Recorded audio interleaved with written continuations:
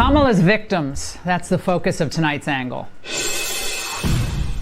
Now, Vice President Harris will try to argue tomorrow night that she deserves your vote because she's the future and Donald Trump is the end of democracy and an agent of chaos. Well, the implication must be that all's calm in America with her in the co-pilot seat, and her home state should be a bright beacon of joy and safety.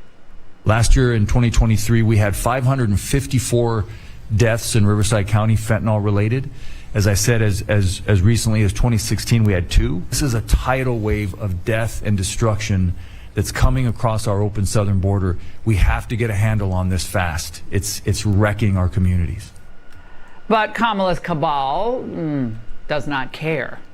They knew that the open border would bring in a certain percentage of thugs and criminals, and they wrote it off. It's all just collateral damage after all. For the most part, the elites aren't affected by open borders, but regular Americans are, in small towns like Springfield, Ohio.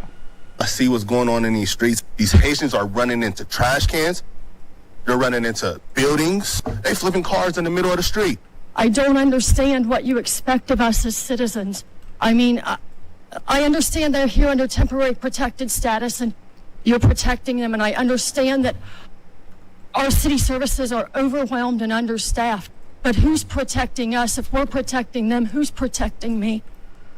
Kamala's answer? Well, sorry, you're on your own.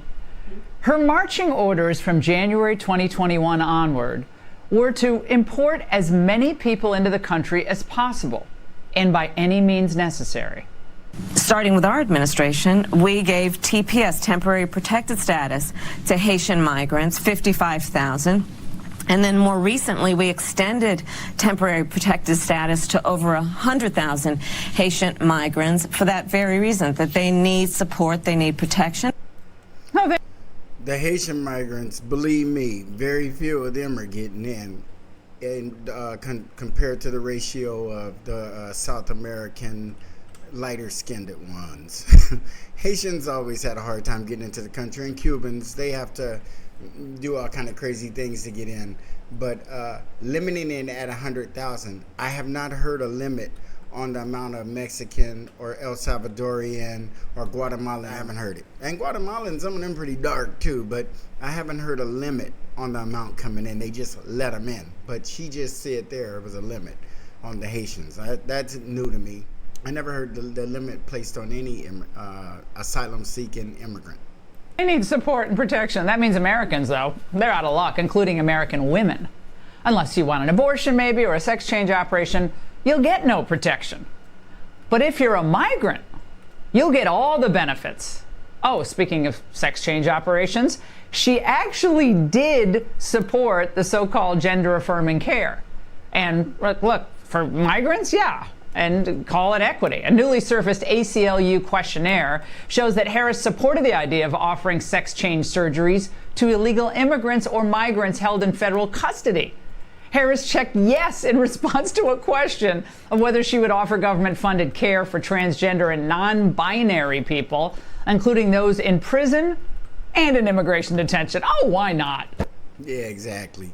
That's because she gets on stuff that makes her look like a far left, real soft liberal, but then she never goes so far left that she's for reparations and for black people. So that's where how far left she willing to go is for sex change operations and transgender care for asylum seekers, but she ain't willing to go that extra step that it's going to take you to get over to the reparations folks.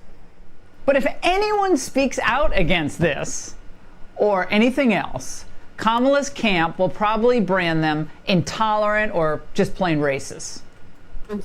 Or stupid. If you don't vote for Kamala, you're stupid too. That's another one. I mean, we're like, what? Like, you don't get it? And I'm like, no, I don't get it. I mean, I don't feel that she has tried to earn our vote. And I can't vote for somebody because it's going to benefit them or help them pursue their dreams or goals or aspirations. But they're not going to do nothing for us for getting them there. That's not the way it's supposed to work, folks. Folks stand up here and describe what is happening to them. They are often painted with a broad brush of racism. That has nothing to do with it. Color has nothing to do with what we're facing. It's culture. Kamala doesn't care. Of course, she's right. Now, to use her phrase, let's be clear. This is the Biden-Harris policy.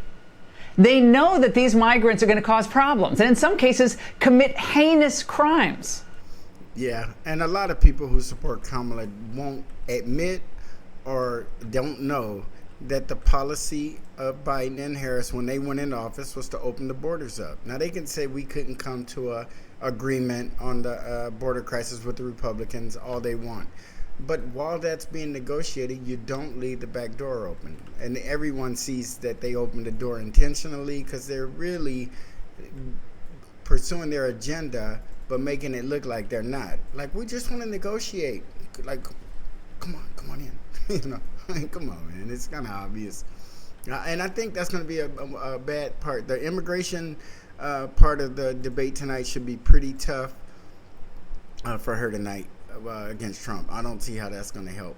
But can you believe that she won't admit what her deliberate policy was at the border because it's going to harm her? But then she's going to get back in and do it again some more. And by the way, Kamala Harris knows that a disproportionate share of the victims of this heinous open border will be women. And she does not care. So if you think it's bad out there when it's 2 months before an election, imagine what our country, our homeland, will look like with 4 more years of this. I mean, the establishment, they fought Trump for 9 years. They tried to put him in jail, his supporters in jail. They spent hundreds of millions of dollars to destroy him. But the one thing that the establishment will never do is compromise on this issue of the border. Over the last 2 decades, the establishment has tried time and again to put forward some phony bipartisan deal that would supposedly address Americans' concerns. But every time we, and I underline we, have actually read these bills, they're so full of holes and they give such broad discretion to the White House and their officials that it would always lead back to a policy of open borders. And so what happens to these bills? They end up collapsing, as they should. But of course, Democrats have their political cover, and the Republicans, stupid enough to co-sponsor these bills, have given Democrats the political cover. But tonight, I'm telling you, that cover is wearing thin as the list of victims, mostly young women, continues to grow. And that's the angle. Yeah, guys, we're going to have to figure out how in the hell we can fix what we have in this country that's broken without bringing in more issues. I understand those immigrants have issues, but they are not the problem of the United States until we allow them to be. Once you allow them in and then they become our problem, then economically we must take over the support of these people until they're, I guess, able to do it for themselves. And I just don't think we're in a position to do that. We got too many people in this country asking for too much stuff that they may or may not be entitled to. But we absolutely cannot continue to bring in people who we know aren't entitled to anything. And that's just it. I don't understand why we're even going down this road. But Kamala Harris is definitely going to unlock that border should she get in by some miracle. Like, comment, share, and subscribe. See you on the next one.